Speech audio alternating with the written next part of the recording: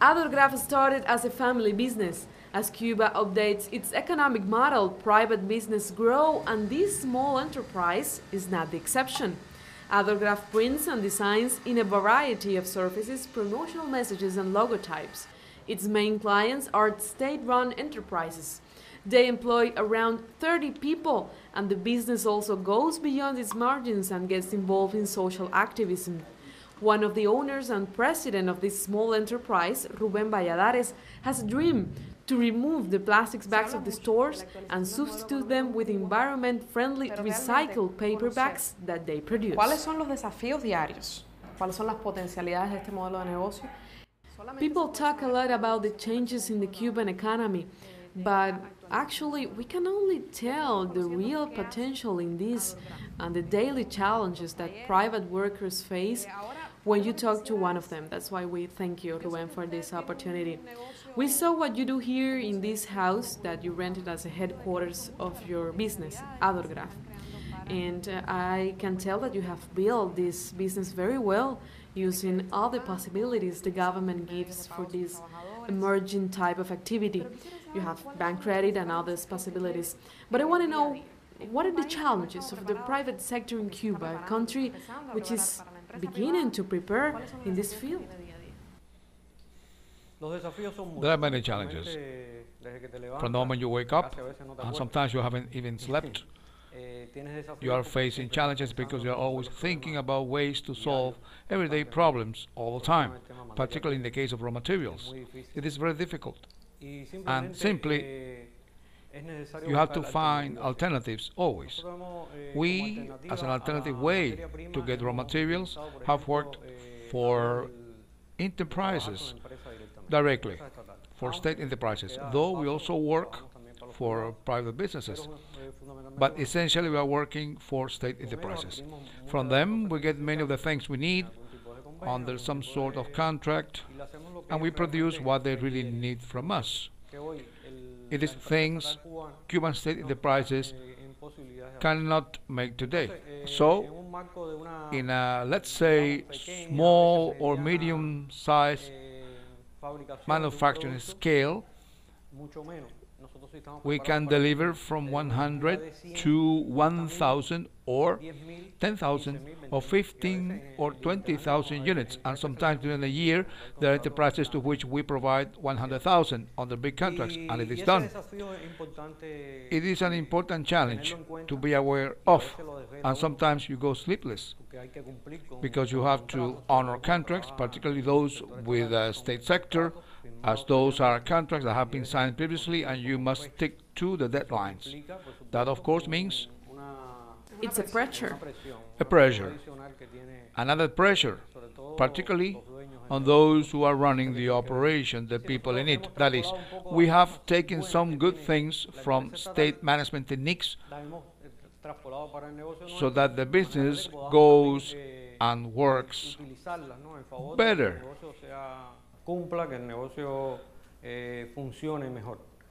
There are challenges sometimes in the form of meeting commitments on time because you don't have this or that. It may be ink or paper, so there are always problems which add up. That, of course, is a very big challenge under the very difficult and complex circumstances the country is in. Hay quien piensa, Rubén, que people think that having a private business is only for a private activity, but you deal with state-run enterprises.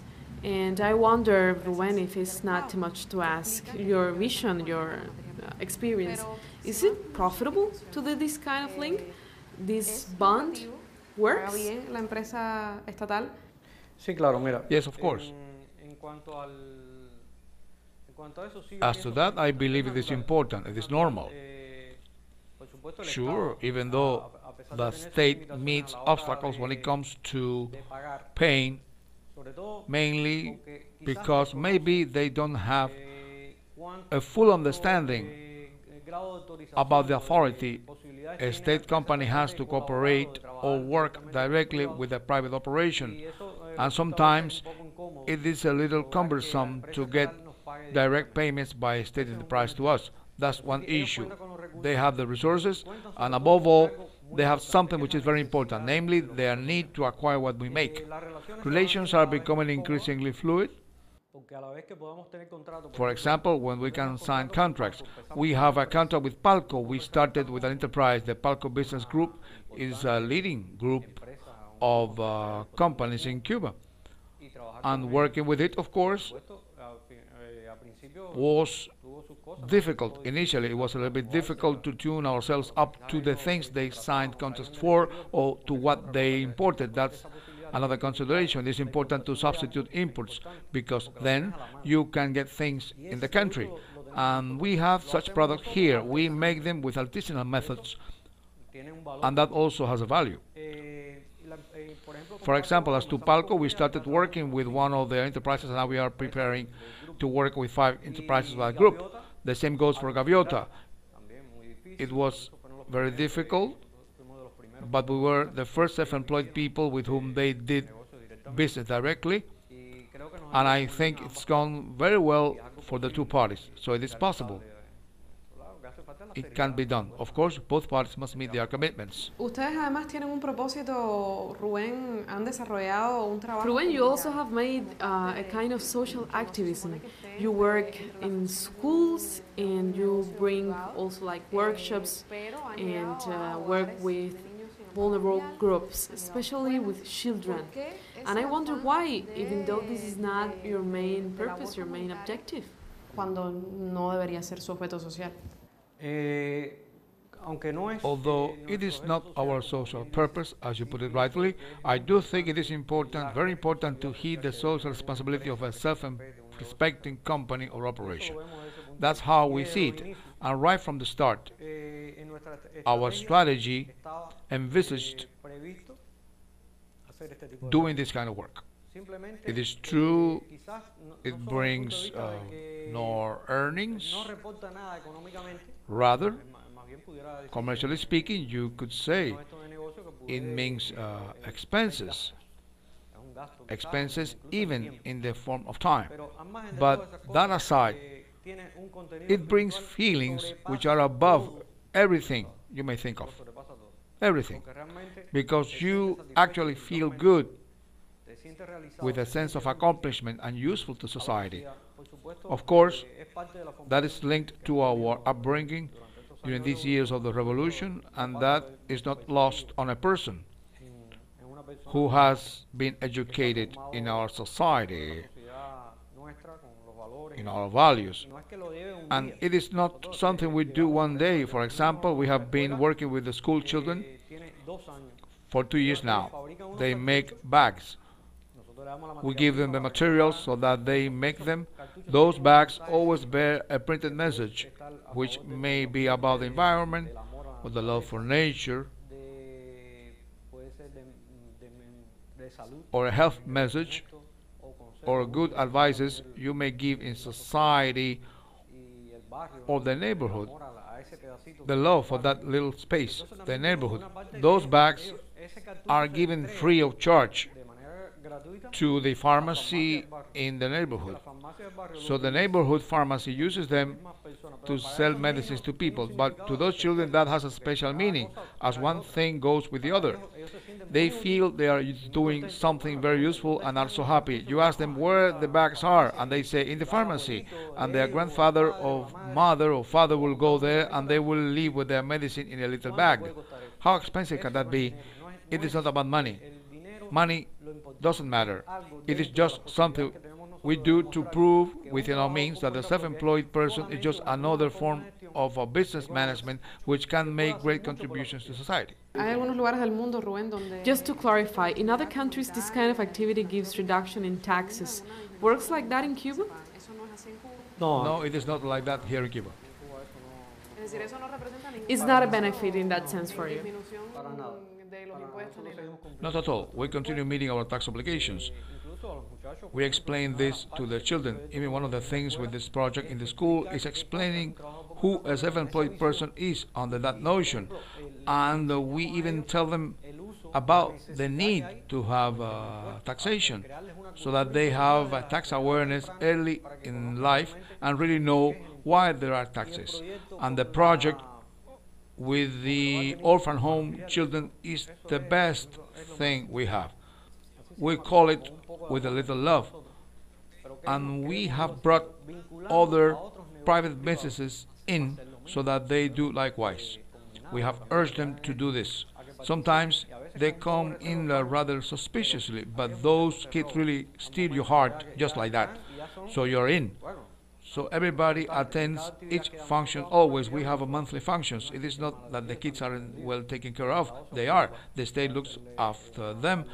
But we try to act in some little empty spaces that may be left and do things. And actually we're very happy about this one. Adorgraf es una pequeña empresa, Rubén. Adorgraf is a small business that is a pioneer in a lot of ways. In this case that we're talking about is the first private business that creates a link, a kind of joint venture with an American company that has the same kind of business that you do. I'm talking about Commonwealth Packaging. You will even have a share stand in the International Fair of Havana. And this is interesting because the blockade of the United States towards Cuba remains intact. Nevertheless, you're doing this. And I wonder how it works when the legislation is still so complicated for this kind of initiative of working together, an American enterprise and a Cuban enterprise. How does it work? Actually, today, as you said it, Cristina, it is part of a dream, perhaps an utopia, a desire on both sides to work one day together for this country also. I think the largest beneficiary would be our country, which needs those goods and these things. Currently, the relationship is working in the sense we are exchanging, for instance, experiences on these matters with an entity which has been busy for over 50 years with the manufacturing of packages. Commonwealth Packaging you're talking about. Exactly. That U.S. entity is a family business and it has earned much respect and expanded its operations very much. They export their packaging materials to 3 continents, to stores, and to big companies. There is much common ground between us. They are also upholding environmental protection as one of their key objectives, as we are. So those are things which are above these current bans. They are above the blockade and above those legal hurdles in the way to carry out a joint project like this between a U.S. company and ourselves. Now we will be entering a second stage, namely, we will be together at the stand in the Havana International Fair. That will be something new, something that hasn't been done in Cuba. I have no information about precedent to that.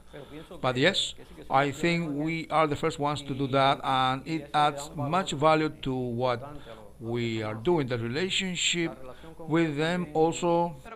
How is it made? How is it possible when so many obstacles persist? It is very difficult. I believe today it is practically impossible to implement it from the legal viewpoint, actually. We have been surmounting hurdles. Why is it impossible? Well, in actual fact, for instance, legally, the U.S. issues laws. They may authorize links and relations by a U.S. company with a Cuban enterprise. Private. A private one, just with a private one. But there is really another party, which is the Cuban state, with all its powers to issue domestic resolutions that haven't been passed publicly yet. For instance, there is no law in Cuba authorizing this kind of things. Recently, I was sent an article whose text was published in full by the Grumman's paper, referring to a series of measures like the possibility to open offices and warehouses belonging to a U.S. company in Cuba, but that was decreed in the United States. They are not taking into account that perhaps conditions do not exist in Cuba or there is no law authorizing that here. That's one of the problems. Another thing I believe is a key requirement for the state to be able one day to analyze these things is the lifting of the blockade. The day that blockade is no more, of course, there will be new possibilities for everybody, including private operations. But both private and state enterprises should be included. In that sense, the state will have to exercise its authority. But perhaps, apart from that, what does not harm the state and is done within the law may continue in the form of exchanges and knowing each other. Cuba cannot use dollars because of the legislation of the blockade. And due to the laws in Cuba, you cannot export to the United States. So, I wonder, in this kind of situation, what are the possibilities, the advantages that you see in case of a policy change and all this might be possible? Cristina, there are so many possibilities and a big potential, of course. Let's think, hypothetically, that something of this could be done. We could set up a factory here to manufacture bags with an internationally prestiged company that has modern technology, and it could meet all the domestic demand in the country. That first.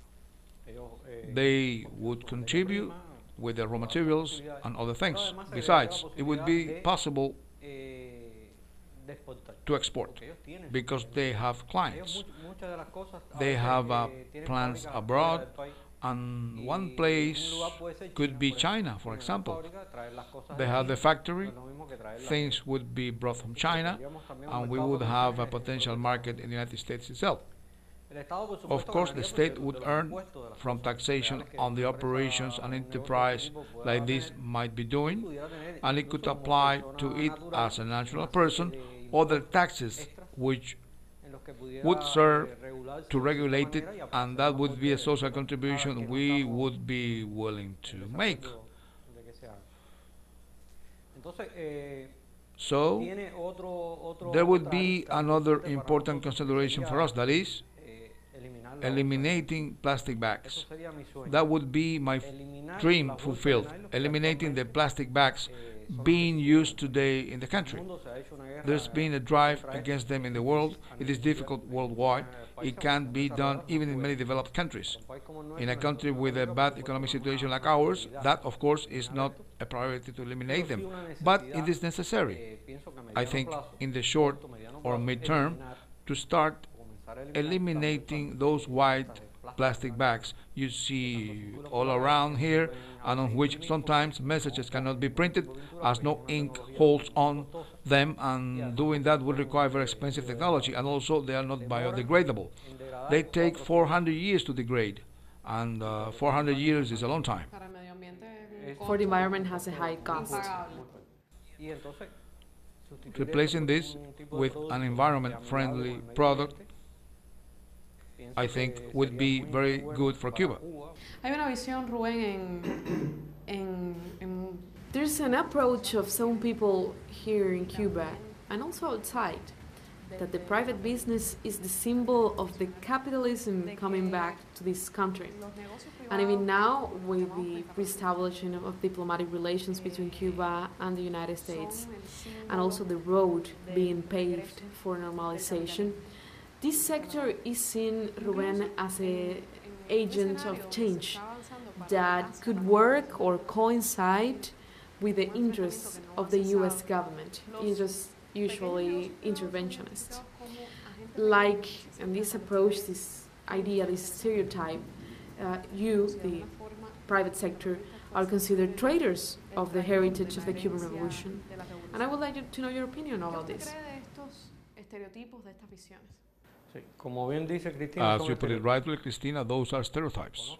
I know of very many operations with another vision, as our vision that yes, we are agents of change, but of a change that is within the line of the revolution.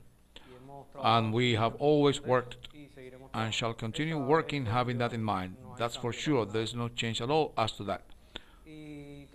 On the contrary, it is enriching the Cuban scene, the economy, and society.